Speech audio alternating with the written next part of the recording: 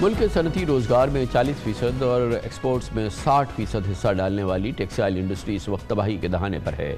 पिछले हफ्ते all Pakistan textile mills association की जानिब से गवर्नर स्टेट बैंक को एक खत पर कहा गया कि फौरी एक मीटिंग बुलाई जाए क्योंकि टेक्सटाइल सेक्टर शदीद इस वक्त परेशानियों का शिकार है। 3 अहम मसाइल हैं जिनका फौरी हल चाहिए। एप्टाबा के मुताबिक मुल्क में टेक्सटाइल सेक्टर 50% से कम पैदावारी सलाहियत पर चल रहा है, जिसकी वजह से अब तक मुल्क भर में टेक्सटाइल सेक्टर से जुड़े 70 लाख अफराद बेरोज़गार हो चुके हैं और अगर ये सेक्टर मुकम्मल तौर पर बंद हो गया तो बेरोज़गारी के एक बड़े बहरान का सामना पड़ सकता है।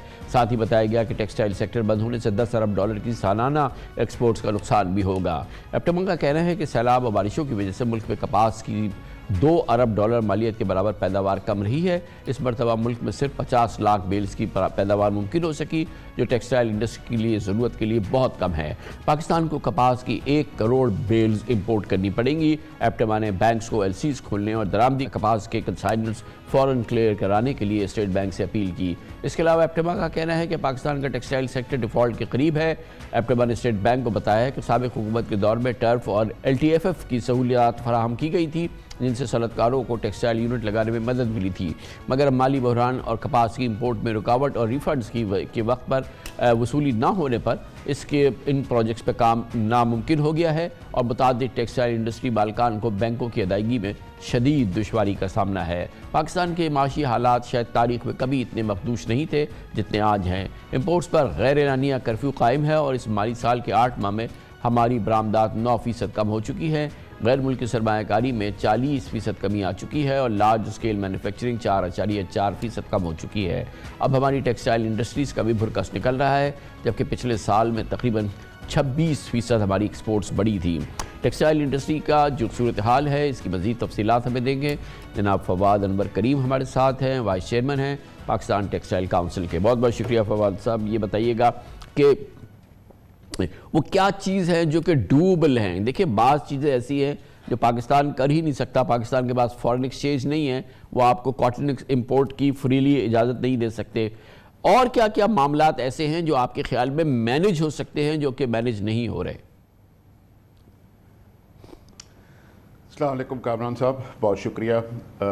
देखें, जो आपने बात की कि 3 मेजर इश्यूज़ हैं इस वक्त जो टेक्सटाइल इंडस्ट्री को प्रॉब्लम्स दे रहे हैं। नंबर 1 अगर देखा जाए तो इंपोर्ट्स है। Imports of raw material is the number 1 issue.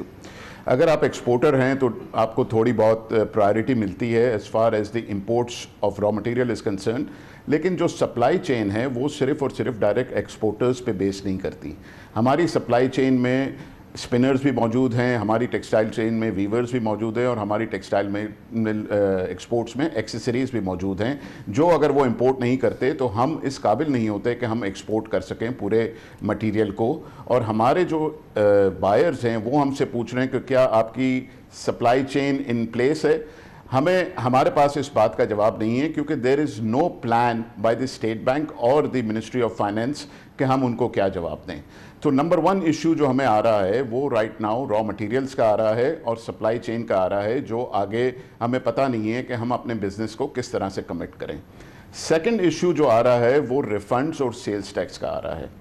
अब आप कह रहे हैं कि वो क्या काम हैं जो कर सकते हैं, आपने कम से कम वो काम तो नहीं करने जिससे आपकी एक्सपोर्ट ख़राब हो रही है। लास्ट वीक एक नोटिफिकेशन दिया है मिनिस्ट्री ऑफ फाइनेंस ने, जिसमें fast system of sales tax है उसको रिवाइज़ किया गया है।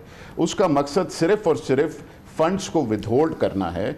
जो सेल्स टैक्स हम भरते हैं और जो एक्सपोर्ट्स की मद में उसे रिफ़ंड मिलना चाहिए, न्यू नोटिफिकेशन के मुताबिक उसमें काफ़ी प्रॉब्लम्स डाले गए हैं, जिसकी वजह से वो पूरा रिफ़ंड हमें नहीं मिलेगा और कैश फ्लो में जो अब मज़ीद प्रॉब्लम्स आएंगे, जो ऑलरेडी टेक्सटाइल मिल्स उसका प्रॉब्लम्स फेस कर रही है। ये इस चीज़ की ज़रूरत नहीं थी सिर्फ़ और सिर्फ अपना कैश फ्लो बेहतर करने के लिए या अपना डेट IMF को दिखाने के लिए ये नोटिफिकेशन दिया गया है, जिससे एक्सपोर्ट्स में डेफिनेटली कमी आएगी। थर्डली जो आपने बात की है कि overall requirement of cash flows जो है टेक्सटाइल इंडस्ट्रीज़ के वो पूरे नहीं हो रहे और lot of companies are facing severe problems, इसकी वजह से वो आइदर बंद हो चुके हैं या आगे बंद होने जा रहे हैं। ये बताइए कि ये जो एक बड़ा सीरियस इशू है वो ये है कि एक तो एक्सपोर्ट्स हमारी हिट हो रही है, ज़ाहिर है कि बहुत ही इस वक्त प्रिकेरियस सिचुएशन है हमारी फॉरेन एक्सचेंज की, और अगर हमारी एक्सपोर्ट्स नहीं होंगी तो प्रॉब्लम आएगा। दूसरी बात यह कि इतनी गुर्बत और इतनी महंगाई में ये बताएं कि कितनी एक्चुअल अनएम्प्लॉयमेंट क्रिएट हो रही है, कितनी रिट्रेंचमेंट करनी पड़ रही है आप लोगों को इस एरिया में, कराची में, पंजाब वगैरह से जो खबरें आ रही हैं वो क्या हैं?